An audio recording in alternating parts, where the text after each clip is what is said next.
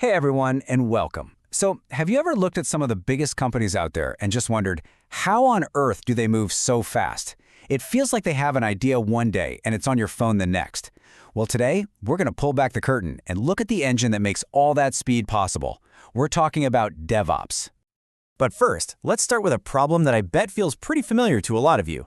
You've got this brilliant, game-changing idea. Everyone's excited. But the second it enters the pipeline, it just slows down.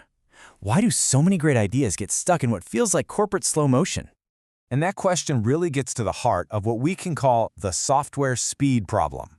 Look, in the economy we live in now, speed isn't just a nice to have, it's everything. But the old ways of building things, they're often a massive roadblock to slowing everything to a crawl. And you know, this isn't just a tech company problem anymore. It doesn't matter if you're in banking, retail, healthcare, you name it. You're a software company now. Your customers expect new features, better performance, and rock-solid security. And they expect it yesterday. In this world, standing still is basically the same as moving backward. This right here really shows you the heart of the conflict. On the left, you've got the traditional world. It's all silos. The dev team builds something, throws it over the wall to the testing team, who then throws it over to the operations team. It's slow, it's clunky, and when something breaks, oh, the blame games begin. Releases are these huge, terrifying events. But now look at the right. In a DevOps flow, everyone's on the same team with shared goals. You get fast feedback, so you're always improving. And updates, they're not a big scary deal anymore. They're just a routine part of the day. So the big question is, how do you get from that messy world on the left to that streamlined flow on the right? Well, that's where we need to introduce the DevOps philosophy. And it really is a philosophy, a whole new way of thinking about how we build and deliver software. So what even is DevOps? First off, it's not a tool you can just buy off a shelf. Think of it as a cultural movement, a technical approach, and a business strategy all rolled into one. At its core, it's all about breaking down the wall between development, the folks who build the stuff, and operations, the folks who run the stuff. The goal is super simple. Get them working together to move faster and innovate. And this really nails the most important part.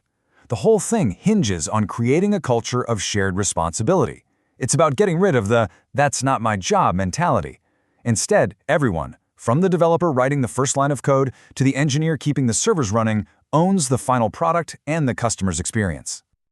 All right, so if that's the philosophy, how do you make it real? It really boils down to these three key ingredients: a new kind of culture, a new way of handling code, and a whole lot of collaboration. Let's be honest, the biggest challenge is human.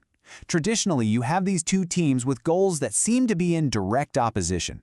The developers are told, go faster, release new features, while the operations team is told, don't let anything break, keep it stable.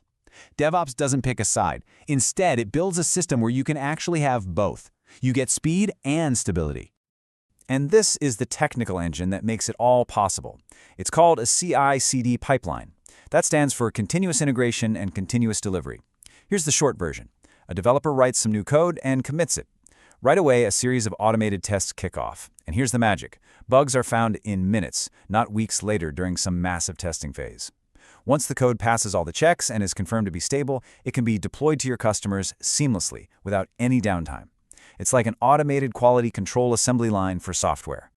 Now, while the culture is the foundation, you need powerful tools to do the heavy lifting. You've probably heard of some of these. Think of something like Docker as a way to put your code in a standard box so it runs the same everywhere.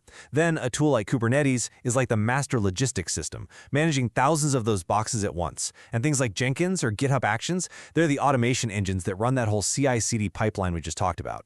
These tools don't create the culture, but they sure do amplify it. Okay, so we've got the philosophy, we've got the tech, but why does any of this actually matter to a business? Well, it all comes down to the payoff. And the results are, frankly, pretty incredible. When you boil it all down, you get three huge benefits. One, you get your ideas to market way faster than your competitors. Two, because everything is tested constantly, your systems become much more reliable, which your customers will love. And three, by automating manual work and preventing costly outages, you save a ton of money. It's a powerful combination. You're faster, stronger, and more efficient. But don't just take my word for it. Let's look at the data. Major industry reports have found that elite-performing organizations using DevOps can deploy new code, wait for it, 46 times more frequently. that's not a typo. We're talking about the difference between shipping an update every few months versus shipping updates multiple times a day. It's a total game changer. And here's the thing that blows most people's minds. All that speed doesn't make things more fragile. It actually makes them more resilient. Those same elite teams can recover from an outage or a failure 96 times faster. Why?